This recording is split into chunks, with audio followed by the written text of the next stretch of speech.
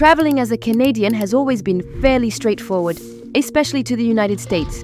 But many changes are emerging, and information and new regulations continue to change and upset citizens.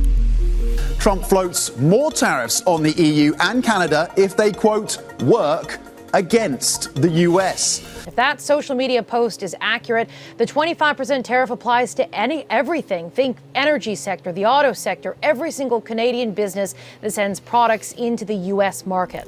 Planning a trip south of the border? What you need to know about the Trump administration's new rules for snowbirds and other Canadians staying in America for more than 30 days. For decades, thousands of Canadian seniors who flock south to escape winter with our friendly neighbors have enjoyed the title of snowbird.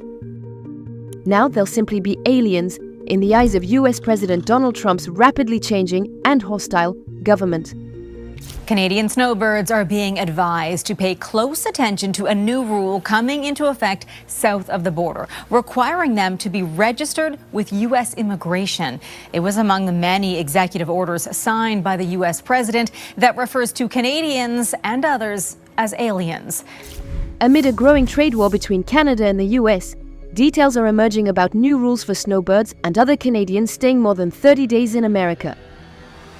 Starting April 11, 2025, visitors aged 14 and older will be required to register with the U.S. federal government if they plan to stay in the United States for 30 days or more and have not obtained an electronic Form 194. Canadians arriving by air typically receive this form automatically, meaning they are already registered.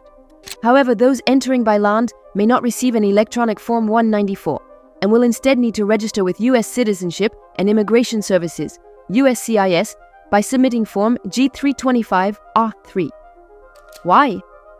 On Inauguration Day, Trump signed the Protecting the American People Against Invasion order as part of a crackdown on illegal immigration. On January 20, 2025, President Trump issued Executive Order 14,159 Protecting the American People Against Invasion, which directed the Department of Homeland Security to ensure that aliens comply with their duty to register with the government under Section 262 of the Immigration and Nationality Act, INA, 8 U.S.C. 1302. Many of these aliens unlawfully within the United States present significant threats to national security and public safety, committing vile and heinous acts against innocent Americans. The order reads, new alien registration requirements will go into effect April 11th, according to a draft of the rule published this week in the U.S. Federal Registry, the official journal of the American government. It will require all aliens over 14 staying in the country for more than 30 days to register and be fingerprinted. Parents must register their children under 14. Failure to do this could result in a fine of up to $5,000 or up to 6 months in prison. A spokesperson for the Department of Homeland Security told The Star last week that Canadian citizens are registered when they are inspected and admitted by U.S. Customs and Border Protection (CBP) officers at U.S. ports of entry. Canadians who were lawfully admitted into the United States as non-immigrant visitors are not required to be further registered.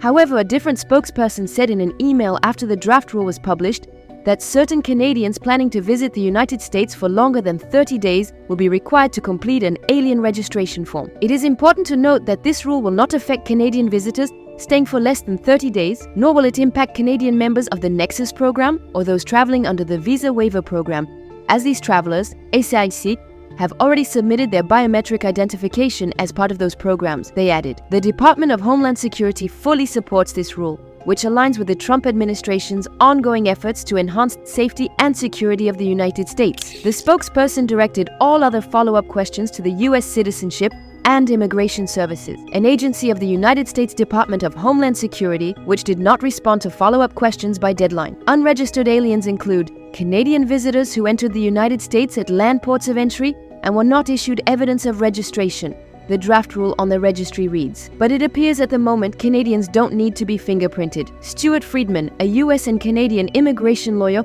working in the border cities of Southfield, Michigan, and Windsor, told The Star that's his understanding. Despite the harsh language in President Trump's executive order, there are several forms that already qualify a person as being registered, including an I-94, arrival departure record. Per the new rules, Canadian travelers typically get this form when they cross by air or sea, but not by land. Snowbirds can check online if they got one. If travelers don't have one or another form of registration, they're considered unregistered, and need to fill out a new form called the G325R. 4. Forms and process. Canadian travelers typically receive this form when crossing the country by air or sea, but not by land. Snowbirds can check online if they have one. If travelers do not have either registration form, they are considered unregistered and must complete a new form called G325R.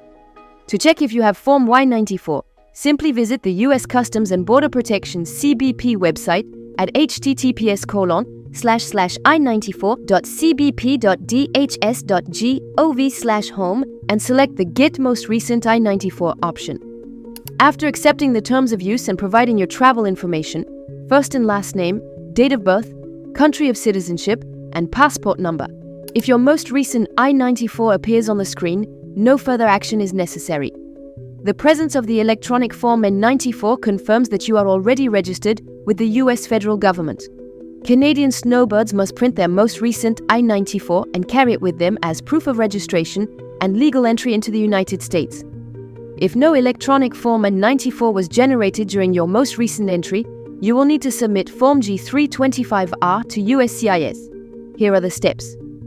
First, create a USCIS account by visiting https://uscis.gov. We encourage you to click directly on the Create an Account tab and consult the guide https://www.uscis.gov, also file online, how to create a USCIS online account for detailed instructions on creating an account. Once your USCIS account is created, you can complete Form G325R, biographic information, registration, online by providing the following information: full legal name, date and place of birth, date and place of entry into the United States, current address, contact information, and immigration status and criminal record if applicable. Form G325R can only be submitted online. After registering, USCIS will generate a confirmation, USCIS proof of G325R registration, that will be accessible in your online account. You can download this proof in PDF format and print it.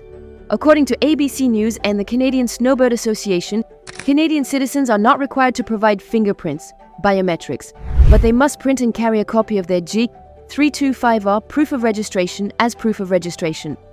And according to Richard's immigration law, the Nexus program is designed to expedite border crossings, but it doesn't replace the legal requirement to register for immigration purposes.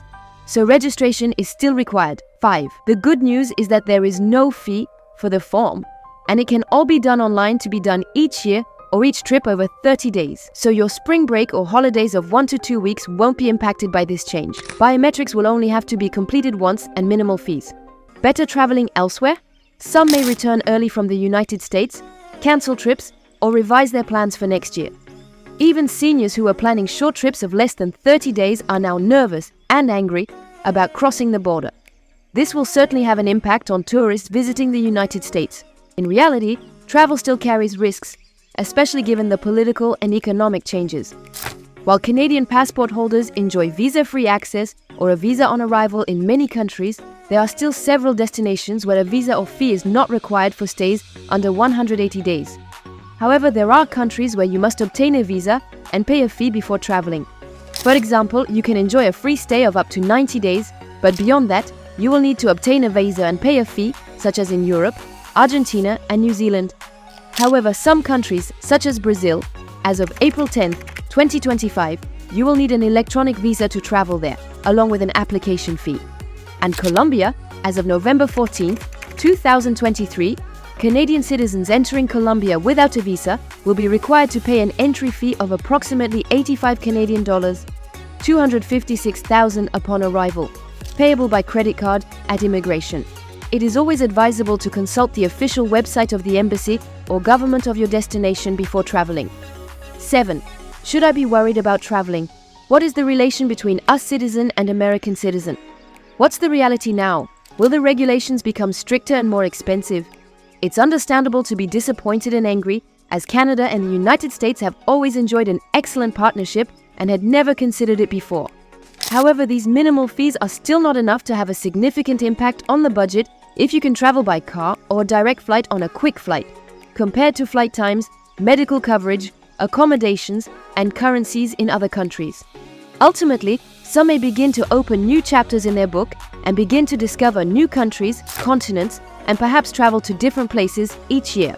On the other hand, many remain conservative and comfortable with their retirement and second home in only one place. To be continued, everything will be a personal choice, unique to each person according to their tastes, health, financial security, and open-mindedness. 8. We love our Canadians. I would like to remind everyone that while one person has the power to change the laws and regulations, it is not the collective choice of all of us citizens. We still all love our Canadian snowbirds, especially in Florida. 9. More information to be posted once we are aware of more news and developments. Questions, comments, post below, and don't forget to subscribe for more.